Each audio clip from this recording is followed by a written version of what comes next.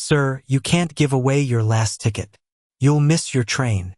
The woman's voice trembled as the crowded station swallowed them in a wave of rushing footsteps, rolling suitcases, and impatient voices. Ethan Carter looked down at the small paper ticket in his hand, then at the stranger standing in front of him with an old suitcase and tired eyes. "Someone has to get home tonight," he said quietly. "Maybe it should be the person who needs it more." No one around them noticed the choice. No one understood what that little piece of paper would soon reveal. At 6:42 p.m., the downtown station was overflowing with travelers trying to escape the city before the weekend storm arrived. The fluorescent lights above the platforms flickered softly. Announcements echoed through the steel beams, and the smell of coffee and warm pretzels filled the air. Ethan stood near track 14, holding the only ticket left for the final train heading north. It was the same train that would take him back to Willow Creek, where his 9-year-old daughter Lily was waiting for him. He had promised her he would be home before bedtime. He had promised they would finish the model train set they started building together. For weeks, Ethan had worked extra hours at the repair shop, fixing engines, replacing worn parts, and saving every dollar he could. He was used to missing dinners, missing movie nights, missing small moments that other fathers took for granted. But tonight was different. Tonight he had made a promise. Then he saw her.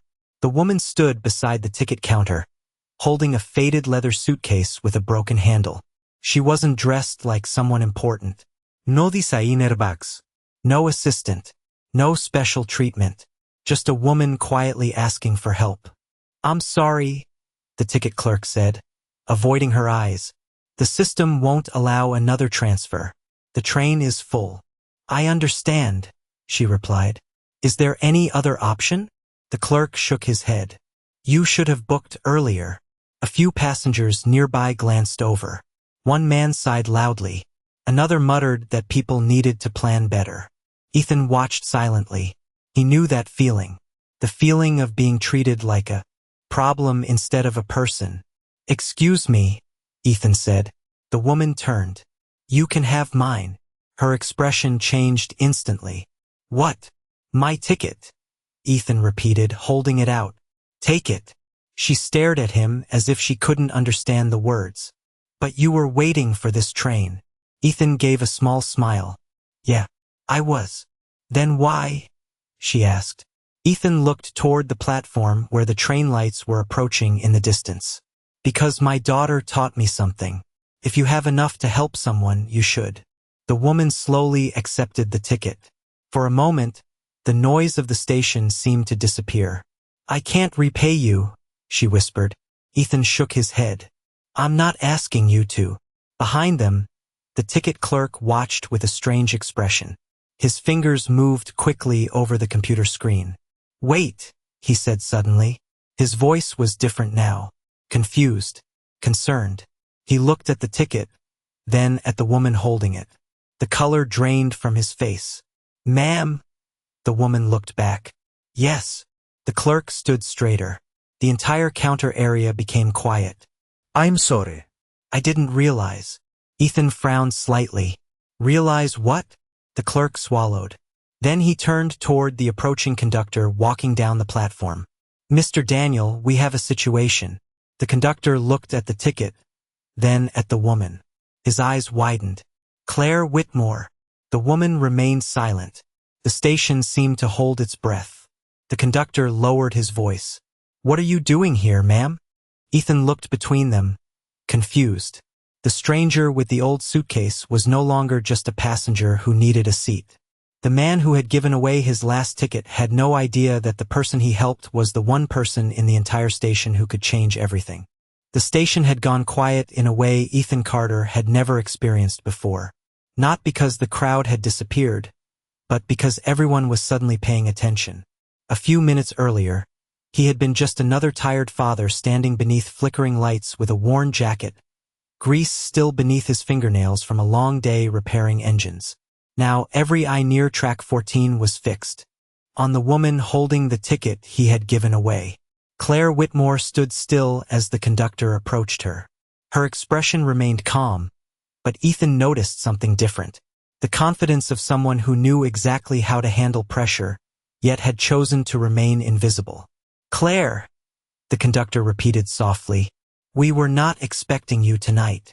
The woman looked at him and gave a small nod. "That was the point, Daniel." Ethan looked down at his empty hands. The last train to Willow Creek was boarding. The doors were about to close.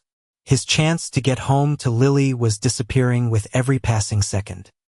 He stepped back quietly, not wanting to become part of a scene. That was when the conductor noticed him. "Sir, wait." Ethan turned. "Me? You gave her your ticket?" Ethan nodded. "She needed it more." The conductor looked at Claire, then back at Ethan. Something about that answer seemed to surprise him. In a world where people rushed past each other every day, this man had given away the one thing he could not replace. But before anyone could say more, a voice cut through the station. "What is happening here?" Victor Hale, the station supervisor, walked toward them with a polished smile and a perfectly pressed suit. He carried himself like a man who had spent years making problems disappear before anyone noticed them. "Mr. Daniel," Victor said, "the train is ready. We cannot delay boarding because of a misunderstanding." Claire looked at him carefully. "A misunderstanding?" Victor smiled politely. "Of course, ma'am. The passenger simply transferred his ticket.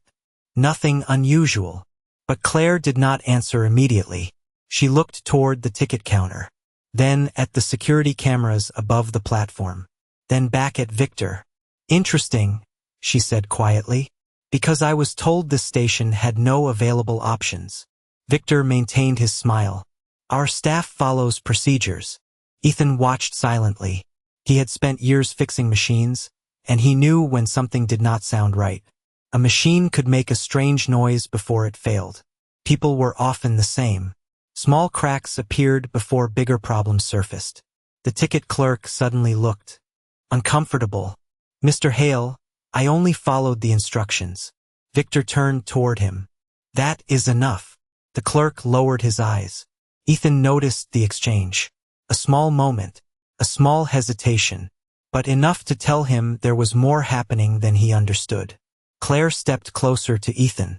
"You were trying to get home?" she asked. "Yes." "To your family?" Ethan nodded. "My daughter." Claire looked at the train doors closing in the distance. "And you still gave away your seat?" Ethan shrugged gently. She looked like she needed help. Claire studied him for a moment. Most people who helped expected something afterward. A thank you, a reward, connection. Ethan expected nothing. That was what stayed with her. The conductor checked his watch. "We need to depart." Claire handed the ticket back toward Ethan. "You should take it." Ethan shook his head. "No. It is yours now." She looked surprised. "You understand you may not get another train tonight?" "I know. You might miss your daughter's bedtime." Ethan smiled faintly, though there was sadness behind his eyes. "I might, but I can explain being late.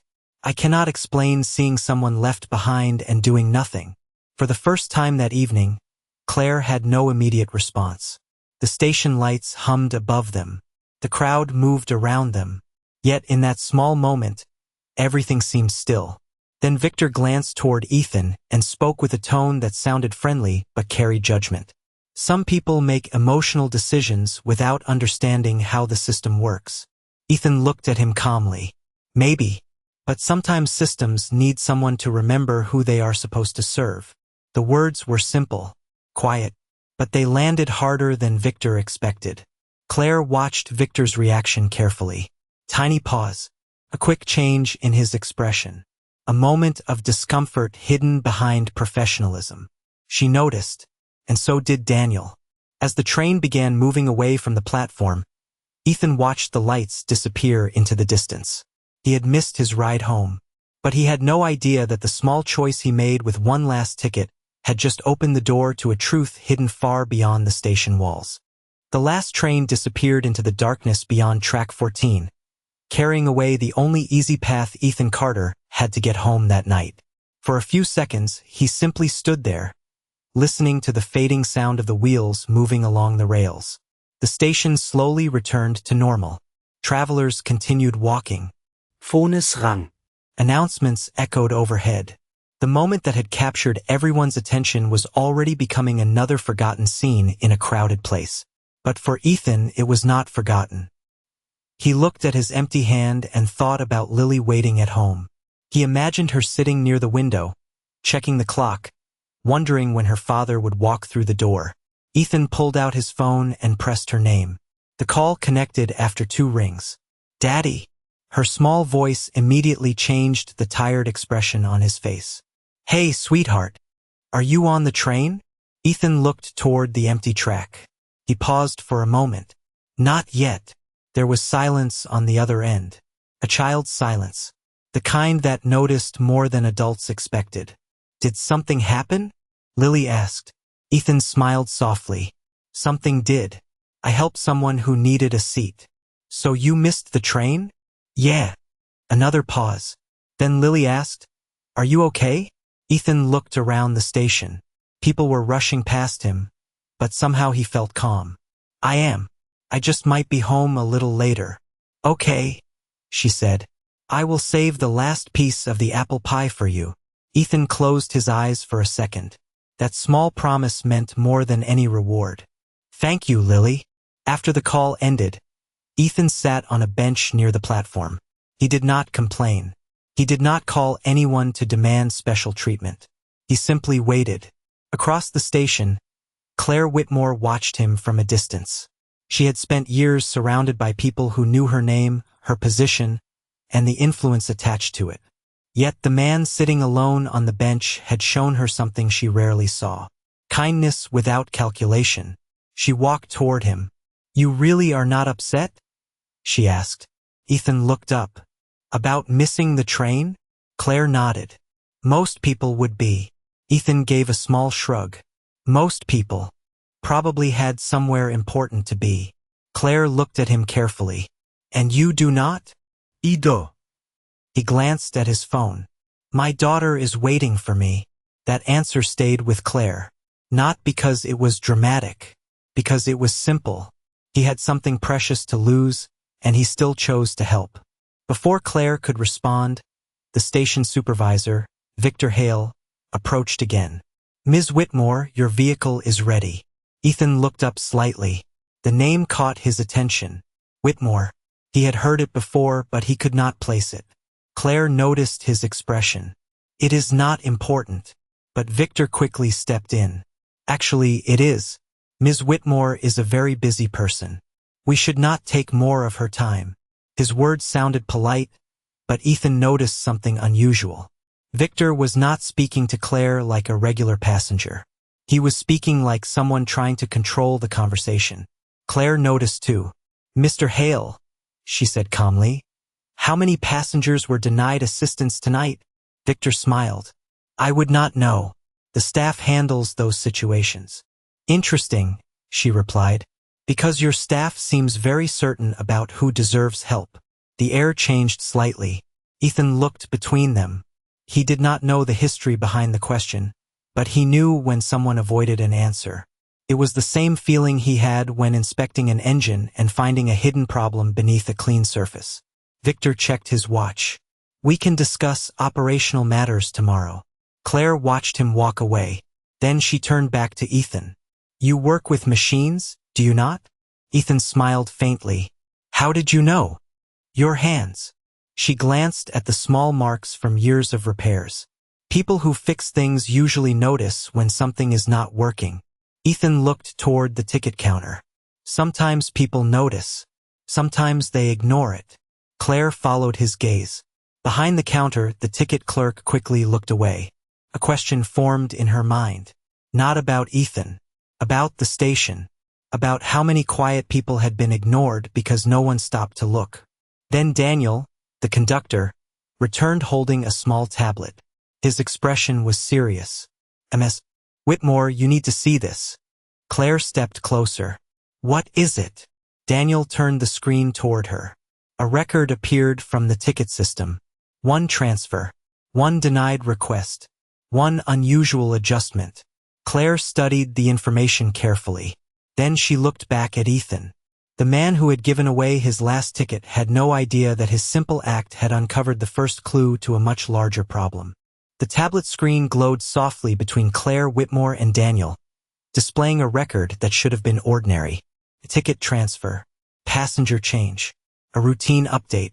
But the longer Claire looked, the more she noticed small details that did not fit together. This adjustment was made 3 minutes before boarding closed, she said quietly. Daniel nodded. Yes. And who approved it? Daniel hesitated for a moment. The system shows a supervisor authorization. Claire's eyes moved across the screen. Victor Hale. The name settled in the air.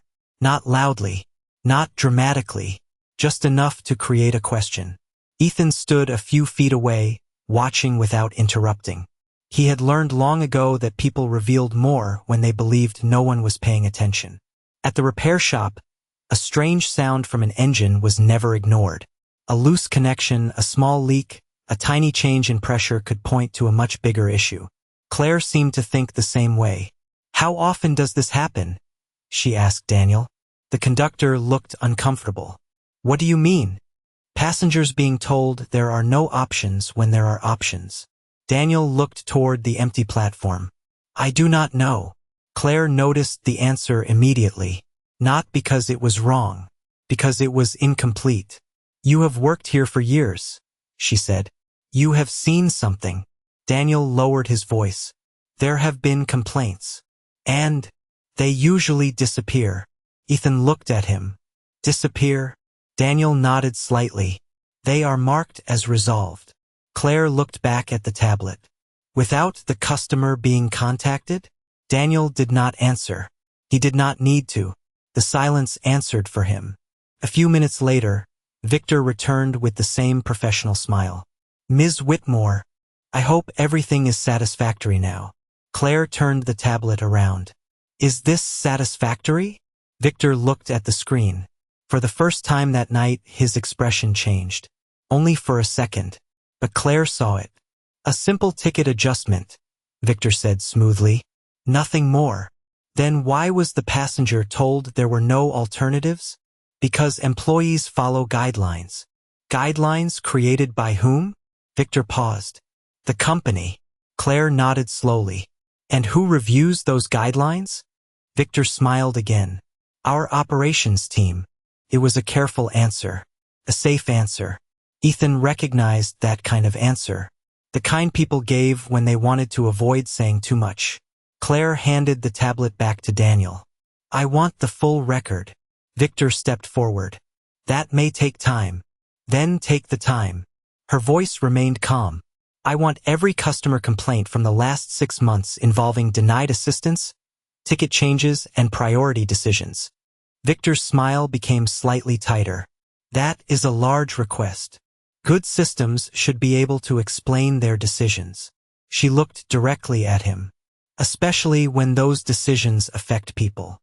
Ethan looked down at his hands. He did not know why, but he felt like the situation had grown much larger than his missed train. He had simply given away a seat. He had not expected questions, investigations, or attention. He had only seen someone who needed help. Claire turned toward him. Mr. Carter, may I ask you something? Ethan nodded. Of course. When you gave me your ticket, did you know who I was? Ethan almost laughed. No. Did you think you would get something in return? No. Claire studied his face. Then why did you do it?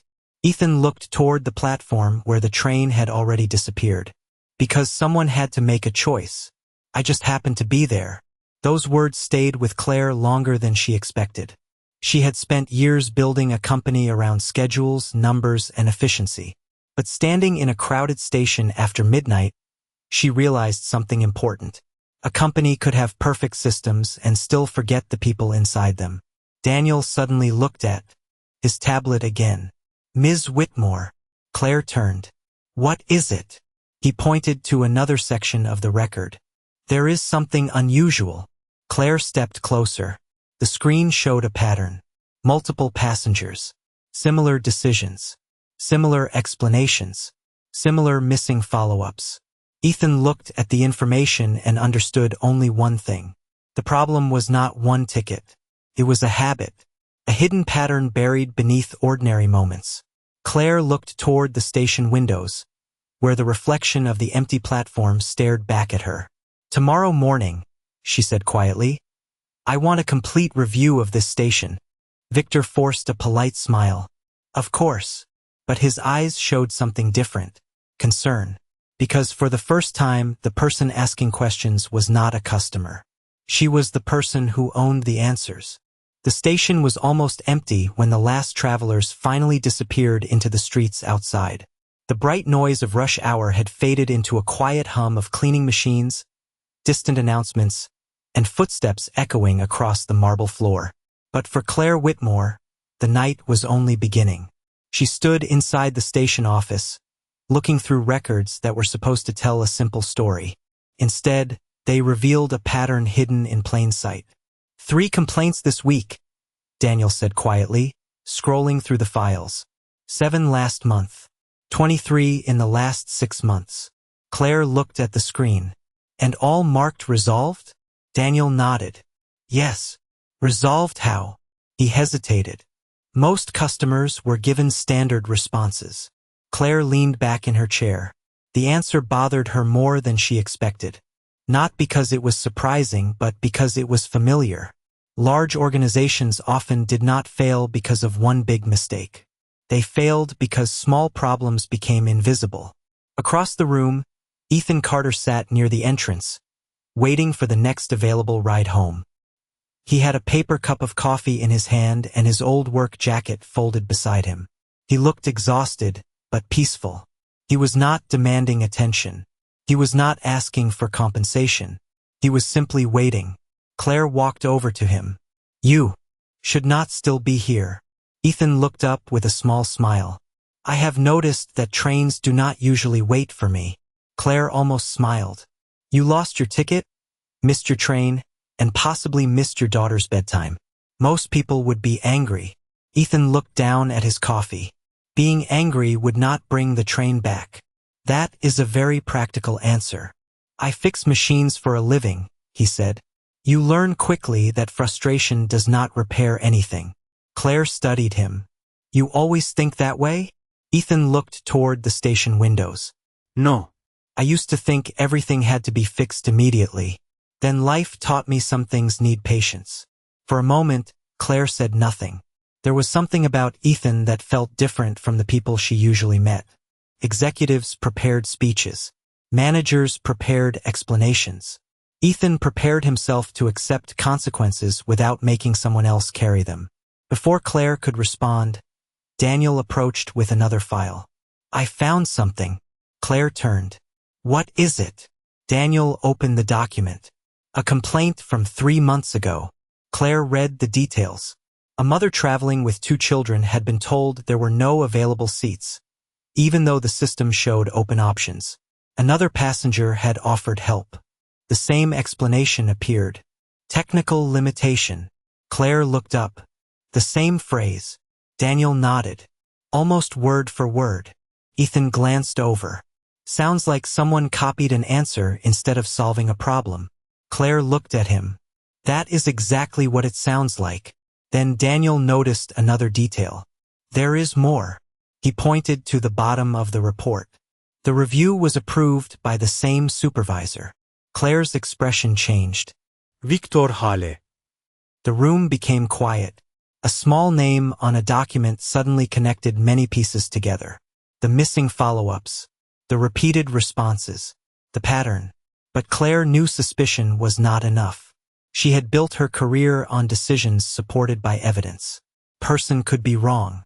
A feeling could be wrong. But records, witnesses, and facts told the truth. "We need more," she said. Daniel nodded. "I agree." Ethan stood, slowly picking up his jacket. "I should probably find a way home." Claire looked at him. "Mr. Carter, before you leave, I want to ask you something." He stopped. "What?"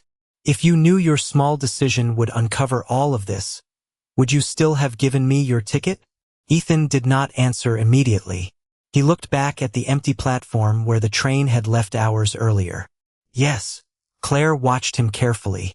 Even knowing what it cost you? Ethan nodded. A good choice does not become a bad choice just because it is inconvenient. The words were simple, but they carried weight. Claire looked at the old ticket record on the screen, then at Ethan. The man who had nothing to gain had become the most important witness in a problem no one wanted to see. As Ethan walked toward the exit, Claire looked once more at the files in front of her. She had come to the station searching for problems inside her company. She had not expected to find the answer standing quietly beside her. Then her phone rang. The name on the screen was Victor Hale. Claire answered. Yes. His voice was polite, but rushed. Ms. Whitmore, I heard there was some confusion tonight. I think I can explain everything. Claire looked at the records, then at the empty doorway where Ethan had disappeared. Good, she said calmly, because tomorrow I want to hear the truth. And for the first time that night, Victor realized the woman he thought was just another passenger had been watching the entire time.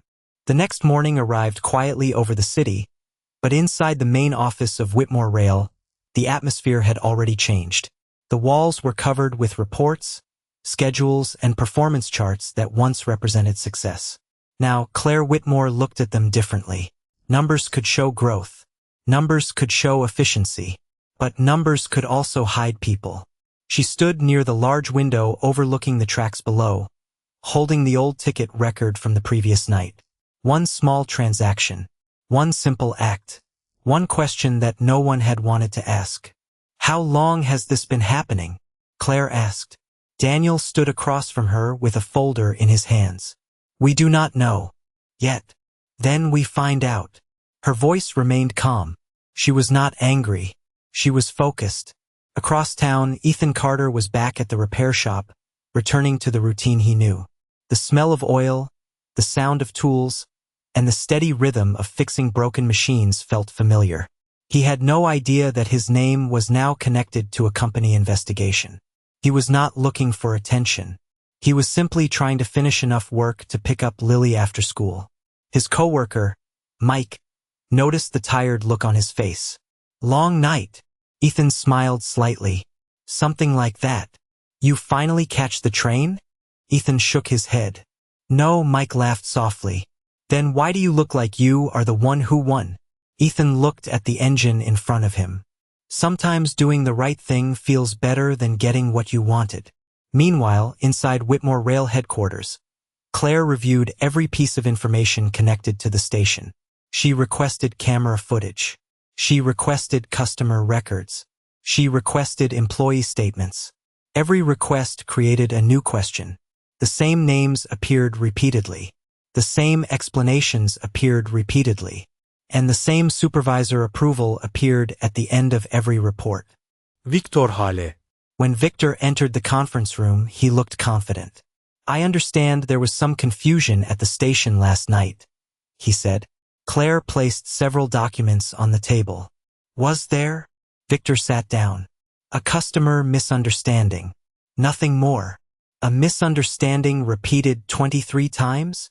Victor paused. Customer expectations are difficult to manage. Claire looked at him. People are not difficult to manage, Victor. People are easy to ignore. He gave a small smile.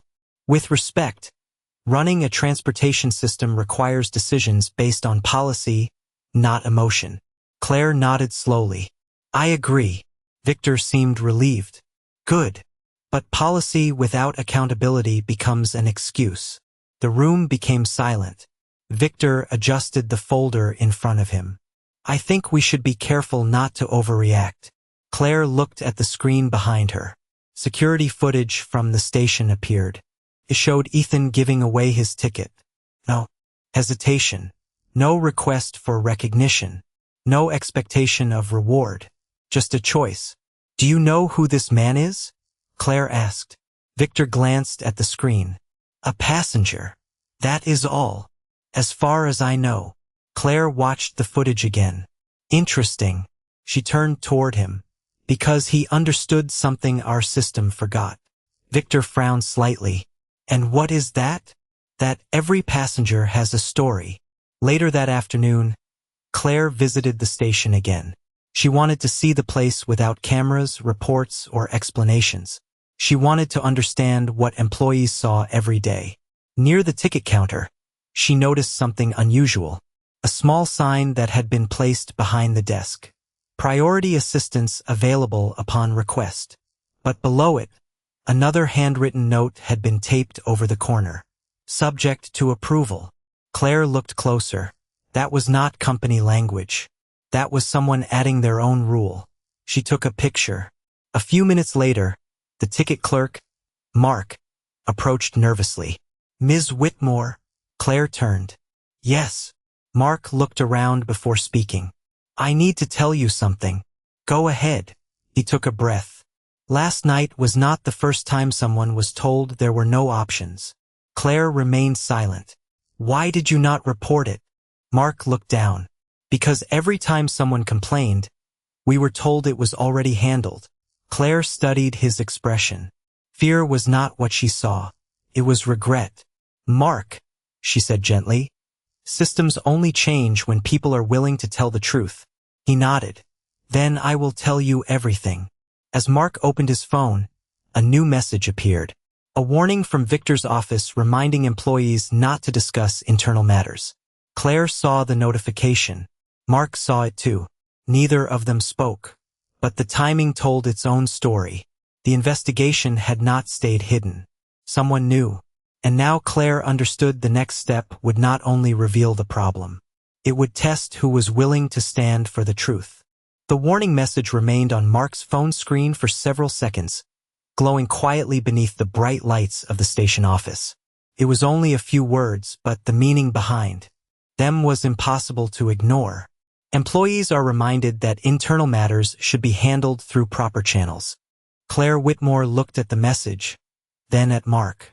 She did not need to raise her voice. She did not need to accuse anyone. The timing alone created a question. When did you receive this? Claire asked. Mark swallowed.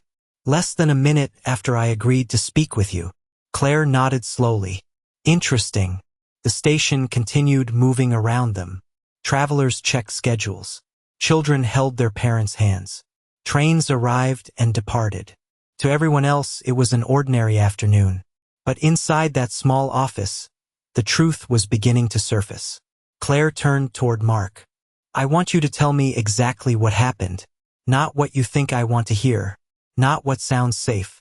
Just what happened. Mark looked down at the counter where he had spent years helping customers. At first, I thought it was just about efficiency, he said. We were told to keep certain passengers from changing tickets or requesting special assistance because it affected our numbers. Who told you? Claire asked. Mark hesitated. Victor. The answer was quiet, but it carried weight. Claire wrote the name down. Did he ever put those instructions in writing? Not directly. Then how were employees supposed to follow them? Mark looked toward the security camera above the entrance. Everyone knew. That answer concerned Claire more than a written order would have. A company could correct one bad instruction, but a culture of silence was much harder to repair. Later that evening, Ethan finished his final repair at the shop and checked his phone. There was a message from an unknown number. Mr. Carter, this is Claire Whitmore. I would like to speak with you about what happened at the station. Ethan stared at the screen for a moment. He had expected maybe a thank you. He had not expected a conversation. When he arrived at a small coffee shop near the station, Claire was already there. She was no longer carrying the old suitcase from the previous night. She looked different, but Ethan noticed something important. She was still the same person who had accepted his ticket without knowing whether anyone would help her. I hope I am not taking too much of your time, Claire said. Ethan smiled. I have fixed engines that took longer than this. Claire almost laughed. You really do compare everything to machines. Machines are honest, Ethan replied. When something is wrong, they usually show you. Claire looked at him carefully. People are not always that simple. No, Ethan said, but they usually leave signs. That answer stayed with her. She placed a folder on the table. Inside were records connected to the station. Your decision last night helped us find a pattern. Ethan looked uncomfortable. I did not do anything special. That is exactly why it matters. Claire opened the folder. You helped someone when there was no reward. That tells us more than any interview could. Ethan looked at the documents but did not touch them. What happens now? Now we verify everything. Claire closed the folder. No assumptions. No rumors. Only facts. That answer earned Ethan's respect. He had seen people rush to judgment before. Claire was doing something different. She was building a case carefully. The next morning, Daniel reviewed security footage from the station. The video showed every detail clearly. Ethan offering the ticket. Claire accepting it. Víctor arribing moments later. But then Daniel noticed something else. A second camera angle showed Victor walking away from the ticket counter and making a phone call before changing the record. Claire, Daniel said, calling immediately. You need to see this. She opened the video file. The image was clear. The timeline was clear. The evidence was no longer just a feeling. It was a record. But before Claire could continue, another message appeared on her screen. This time it was not from Victor. It was from an employee she had never spoken with before. I have information about what happened at the station, but I need protection before I talk. Claire looked at the message, then at the evidence in front of her. The truth was becoming larger than one ticket, one station, or one supervisor. And now someone inside the system was ready to reveal what had been hidden for years. The message on Claire Whitmore's screen remained open for several seconds. A simple request from an unknown employee had revealed something far bigger than a ticket problem at one station. Someone inside Whitmore Rail knew the truth. Someone had been waiting for the right moment to speak. Claire looked at Daniel across the office. We need to find this person, she said. Daniel nodded. Carefully. That word mattered. Claire had spent years building a company where decisions affected thousands of passengers every day. She knew that truth was valuable, but she also knew trust was fragile. If someone was willing to come forward, they needed to know they would be heard. Meanwhile, Ethan Carter returned home later than expected. The small house was quiet except for the sound of the old kitchen clock above the counter. Lily was asleep on the couch, still wearing the pajamas she had promised she would change out of before bedtime. Beside her was the unfinished model train set they had planned to complete together. Ethan smiled softly. He covered her with a blanket and sat nearby for a moment. He had missed the train. He had missed the evening he planned. But he had kept something more important. He had kept his promise to be the kind of father she could look up to. The next morning, Claire met with the employee who sent the message. His name was Thomas Reed, a regional scheduling analyst who had worked for Whitmore Rail for 8 years. He arrived carrying a small folder and the nervous expression of someone who had spent too long deciding whether speaking was worth the risk. I almost deleted the message, Thomas admitted. Claire looked at him calmly. Why did you not? Thomas placed the folder on the table. Because I saw what happened to that man at the station. Ethan? Thomas nodded. Everyone saw him give away his ticket. Everyone saw what happened afterward. But what most people did not see was why. Claire opened the folder.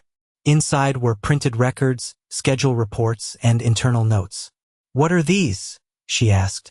Patterns, Thomas replied. For months, certain customer requests were being redirected. The system showed available solutions, but the station reports showed no options existed. Daniel leaned closer. Who changed them? Thomas looked down. The final approvals came through Victor Hale's office.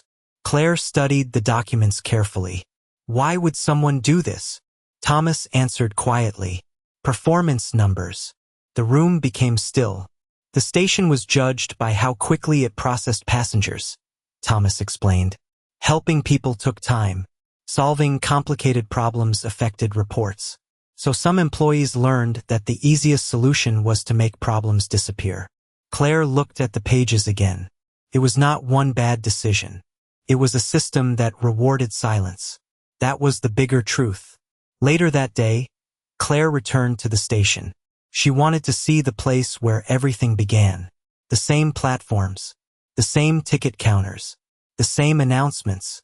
But now she noticed things she had missed before. A passenger asking a question and being rushed away. An elderly traveler looking confused near the schedule board. A family searching for assistance while employees focused only on the line moving faster. Small moments, small cracks. Claire stood quietly, watching. A company does not lose its values all at once, she said to Daniel. It loses them one ignored moment at a time. Daniel looked toward the ticket counter. Then how do we fix it? Claire answered without hesitation. By making sure those moments are seen again. That evening, Victor Hale entered his office and found a message waiting on his computer. A review had been scheduled. Multiple departments would be involved. Independent auditors would examine the records. For the first time, the problem could no longer be handled quietly. Victor leaned back in his chair and looked at the station cameras on his monitor. He focused on the image of Ethan giving away his ticket. A simple act. A moment he had dismissed.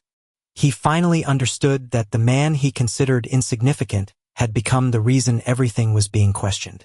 The next morning, Claire received one more piece of information from Thomas.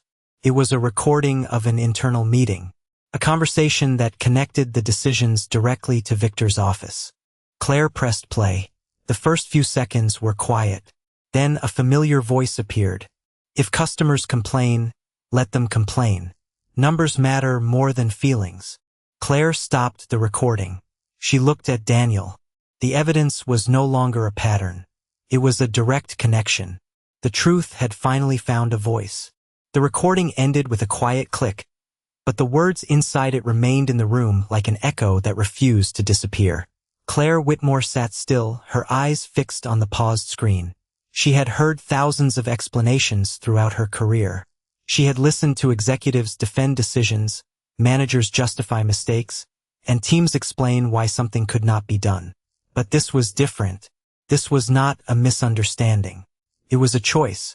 Daniel looked at her carefully. What happens now? Claire closed the laptop slowly.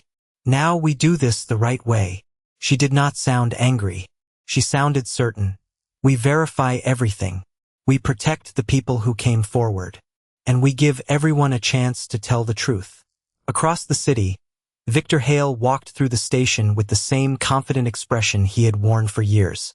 Employees greeted him politely. He returned every greeting with a smile. To most people, he looked like a dependable leader. Calm, organized, professional. That was what made him dangerous. He did not look like someone causing problems. He looked like someone solving them.